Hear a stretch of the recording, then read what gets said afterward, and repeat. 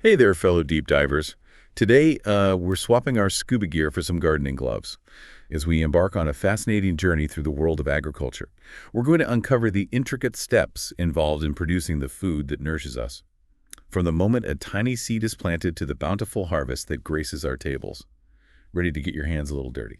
I think it's amazing to think that this journey, from seed to harvest, represents one of the most significant transformations in human history. This shift from nomadic hunting and gathering to the cultivation of crops truly revolutionized our relationship with the land and set the stage for the civilizations we know today. Absolutely. It's a testament to human ingenuity and our deep-rooted connection to the natural world. So let's break down this incredible process. What are the key stages involved in bringing a crop to life? Imagine a cycle with 7 essential steps. It all begins with preparing the soil, creating the perfect bed for those tiny seeds to germinate. Then comes sowing, carefully placing those seeds in the earth. Next, we nourish the plants with manure and fertilizers, ensuring they have the nutrients they need to grow strong and healthy. Okay, so we've planted our seeds, given them some nutritious meals. What comes next? Well, just like us, plants need water to survive and thrive. Irrigation is the next crucial step, ensuring our crops get the hydration they need. And then, of course, there's the constant battle against weeds, those unwelcome guests who compete for resources and threaten the health of our crops. Finally, after months of dedicated care, we arrive at the grand finale, harvesting the fruits of our labor. And lastly, we need to ensure that the harvested produce is stored properly to preserve its quality and prevent spoilage. It's fascinating how each step builds upon the last, creating a complex and interconnected web of processes. But before we delve deeper into each stage, I'm curious about something. I've often heard the terms kharif and rabi crops used in the context of Indian agriculture. Could you shed some light on what those terms actually mean? Certainly. These terms refer to the two main cropping seasons in India, each dictated by the monsoon cycle and the specific needs of different crops. Kharif crops such as rice, maize, and cotton are sown at the beginning of the monsoon season, typically around June to September. These crops thrive in the warm, humid conditions and abundant rainfall of the monsoon months. That makes sense. So what about rabi crops? When are they planted and what are some examples? Rabi crops, such as wheat, barley, and mustard, are sown in the winter months, from October to March. These crops prefer cooler temperatures and don't require as much water as kharif crops. They rely on the moisture retained in the soil from the monsoon rains and any winter precipitation. The timing of these cropping seasons is crucial, ensuring that each crop is planted at the optimal time for its specific needs, maximizing its chances of a successful harvest. So it's a delicate dance with nature, carefully synchronizing planting schedules with the rhythms of the monsoon and the preferences of each crop. It really highlights the deep connection between agriculture and the natural environment. Okay, so we've got the timing down. Now let's go back to that first step, preparing the soil. Why is it so important to create that perfect bed for our seeds? It all comes down to creating an optimal environment for those seeds to germinate and thrive. Think of loose, well-prepared soil as a welcoming embrace for those tender roots, allowing them to spread out, breathe easily, and access the nutrients and moisture they need. It's like laying a solid foundation for a house. You need to start with a strong base to ensure a successful structure. So it's not just about sticking seeds in the ground and hoping for the best. There's a lot of thought and preparation that goes into creating the ideal conditions for plant growth. Yeah. And speaking of preparation, are farmers still using those traditional tools like plows and hoes to prepare the soil? Or have things evolved in the world of agriculture? It seems like technology is playing an increasingly important role in modern agriculture. But even with all the advancements, the fundamentals of soil preparation remain the same, right? Absolutely. Whether it's a simple hand tool or a sophisticated tractor, the goal remains the same, to loosen the soil, aerate it, and create a welcoming environment for those tiny seeds to take root and flourish. All right, so we've prepped the soil. It's time to plant those seeds. Is there anything specific we need to know about seeds themselves before we actually get to planting? That's a great question. Not all seeds are created equal. Some might be damaged, others might be too old to germinate. There's actually a really simple trick that farmers have been using for ages to separate the good seeds from the bad ones. It's called the float test. I've heard of that. You just put the seeds in water, right? What happens next? Exactly. You simply drop your seeds into a container of water and observe. The healthy, viable seeds full of life and potential will sink to the bottom. On the other hand, the damaged or less viable seeds will float to the surface. It's a quick and easy way to ensure you're planting only the strongest, most promising seeds. It's like a little science experiment right in your own backyard. Okay. So we've got our good seeds. We've got our perfectly prepped soil. Now, how do we actually get those seeds planted? Is it as simple as just scattering them around? Well, in some cases, broadcasting seeds might be appropriate, but for many crops, especially on a larger scale, it's important to sow the seeds with precision and care, ensuring they're planted at the right depth and with adequate spacing. Traditionally, farmers use tools like a funnel to drop seeds into small holes made in the soil. But as technology advanced, seed drills were introduced. Those are the machines that plant seeds in neat rows, right? What are the benefits of using a seed drill? Precisely. Seed drills offer several advantages. They ensure that seeds are planted at a uniform depth, ensuring consistent germination. They also accurately space the seeds, preventing overcrowding and competition for resources. This optimized spacing allows each plant ample room to grow and develop to its full potential, leading to healthier plants and a more bountiful harvest. It's like giving each plant its own little apartment with all the space and resources it needs to thrive. Oh. Okay, so our seeds are snugly tucked into the soil. But plants need more than just a cozy bed to grow right. They need food, too. You're absolutely right. Just like any living organism, plants need nourishment to grow and flourish, and that's where manure and fertilizers come in. These substances provide essential nutrients that plants need to develop strong roots, sturdy stems, lush leaves, and ultimately produce the fruits, vegetables, or grains that we rely on for food. I've always wondered about the difference between manure and fertilizers. Is one better than the other? It's not a simple case of one being better than the other. Both manure and fertilizers have their own unique benefits and considerations.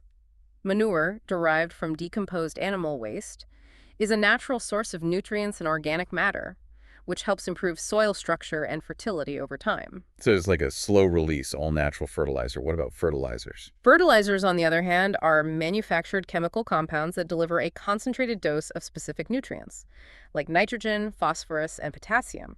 They provide a quick boost to plant growth, which can be particularly beneficial in certain situations. However, it's important to use fertilizers responsibly, as excessive use can have negative impacts on the soil and the environment. It's a reminder that everything in agriculture is about balance and sustainability, right? Exactly. It's about finding that sweet spot where we provide the necessary nutrients for optimal plant growth without compromising the long-term health of the soil or the delicate ecosystems that support life on Earth. Okay, our plants are well fed.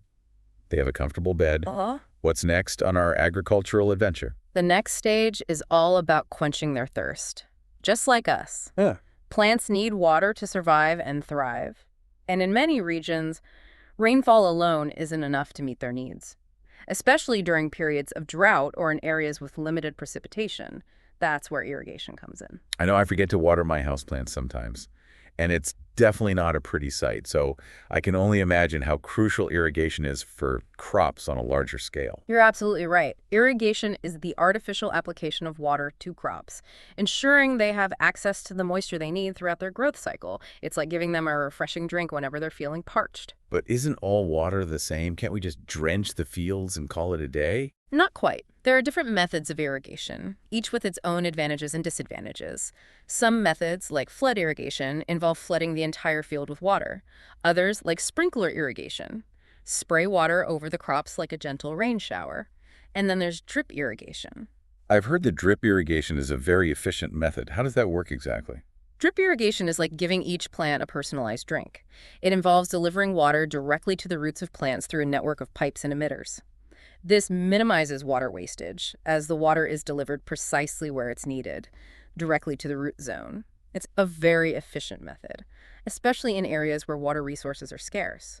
It's amazing how much thought and ingenuity goes into something as seemingly simple as watering plants. Okay, our crops are well fed, they're hydrated, they're living their best lives. But isn't there a constant battle going on in the field, a struggle for survival? You're referring to the challenge of weeds. And you're absolutely right. It's a constant battle for farmers to keep these unwelcome guests in check. Imagine a field full of crops, all growing happily in their perfectly spaced rows. But wait, what are all those other plants doing there? Those intruders, those party crashers of the plant world, they're the weeds. Exactly. Weeds compete with crops for essential resources like sunlight, water, and nutrients. They're like those pesky neighbors who steal your sunshine and hog all the good stuff. And if left unchecked, They can significantly reduce crop yields and even compromise the health of the entire field. So how do farmers tackle this weed problem? What are some of the strategies they use to protect their crops from these unwanted invaders? Well, there are several approaches, each with its own pros and cons. One of the most traditional methods is manual weeding. Simply getting down on your hands and knees and pulling those weeds out by the root. It's labor-intensive, but it's a very effective way to selectively remove weeds without harming the surrounding crop. It's a very hands-on approach. Right. Quite literally. What about other methods? Are there any tools or techniques that can make this weeding process a little easier? Of course. There are various tools that farmers have used for centuries to aid in manual weeding, like hoes and cultivators. These tools help loosen the soil and uproot weeds, making them easier to remove. And in modern agriculture, there are also chemical herbicides that can be used to control weed populations. I've heard about those. But aren't there concerns about the environmental impact of using chemical herbicides? You're right. There are definitely concerns about the potential negative impacts of herbicides on the environment, human health, and biodiversity. That's why it's crucial to use them responsibly and judiciously, always considering the potential consequences and exploring alternative methods whenever possible. It's all about finding that balance between effectiveness and sustainability. Right. Okay, so we've nurtured our crops, we've fought off those pesky weeds, and now it's time for the grand finale, the harvest, the moment we've all been waiting for. Exactly. The harvest is the culmination of all those months of hard work, dedication, and anticipation. It's the time to reap the rewards of our labor and enjoy the fruits of our efforts. Quite literally. It's a celebration of nature's bounty and a testament to the enduring partnership between humans and the land. I can almost smell the freshly harvested crops. So what does harvesting actually entail? How do we get those crops from the field to our tables? The process varies depending on the type of crop and the scale of the farm. For some crops, like grains, harvesting involves cutting the mature plants and then separating the edible seeds or grains from the rest of the plant material. This separation process is called threshing. I've seen pictures of those massive combine harvesters that seem to do everything all at once. They're like giant agricultural transformers. They are quite impressive machines. Combine harvesters efficiently cut, thresh, and clean grains, all in one smooth operation, saving time and labor. But even with modern machinery, harvesting is still a busy and demanding time for farmers, requiring careful planning and execution to ensure that the crops are harvested at their peak ripeness and quality. So we've harvested our crops, Mm-hmm. but the journey doesn't end there, does it? We can't just leave those harvested grains piled up in the field. You're absolutely right. Proper storage is essential to protect those precious grains from moisture, pests, and spoilage, preserving their quality and extending their shelf life. Imagine putting all that effort into growing a bountiful crop, only to have it go to waste due to improper storage. That would be heartbreaking. So how do farmers ensure that their hard-earned harvest stays fresh and safe? Well, there are various traditional methods that have been used for centuries. One common approach is storing grains in jute bags or metallic bins, keeping them off the ground and protected from moisture. For larger quantities, granaries are used. Those are those beautiful, often intricately designed structures, right? I've always been fascinated by them. They are. Granaries are specially designed structures with raised platforms and well-ventilated spaces to keep grains dry and protected from pests. They're a testament to the ingenuity and resourcefulness of farmers throughout history and in modern agriculture. We have silos. Those massive, Yeah. towering structures I often see driving through rural areas. What's the advantage of using silos? Silos are like fortresses for grain. They're large, airtight structures, often made of metal or concrete, that provide excellent protection against pests, moisture, and temperature fluctuations. They're a testament to the advancements in agricultural technology, helping to minimize losses and ensure food security. It's fascinating how storage methods have evolved over time, from simple baskets and clay pots to these high-tech silos. But before we wrap up our agricultural adventure, I wanted to touch on one more aspect of food production. We've talked extensively about crops, but what about the food we get from animals? That's another fascinating realm of agriculture. Animal husbandry, whether it's milk from cows, eggs from chickens, meat from various livestock, or honey from bees. The raising and care of animals for food is an integral part of our food system. It's a topic that deserves its own deep dive. But for now, let's take a moment to appreciate the incredible journey we've just explored. From those tiny seeds taking root in the soil to the bountiful harvest that nourishes us. It's a complex, interconnected web of processes, a testament to human ingenuity and a reminder of our deep-rooted connection to the natural world. I couldn't agree more, and I hope our listener has gained a newfound appreciation for the hard work, dedication, and innovation that go into producing the food we often take for granted. So the next time you sit down for a meal, take a moment to reflect on the incredible journey that brought that food to your table. And remember, keep exploring, keep learning, and never stop being curious about the world around you.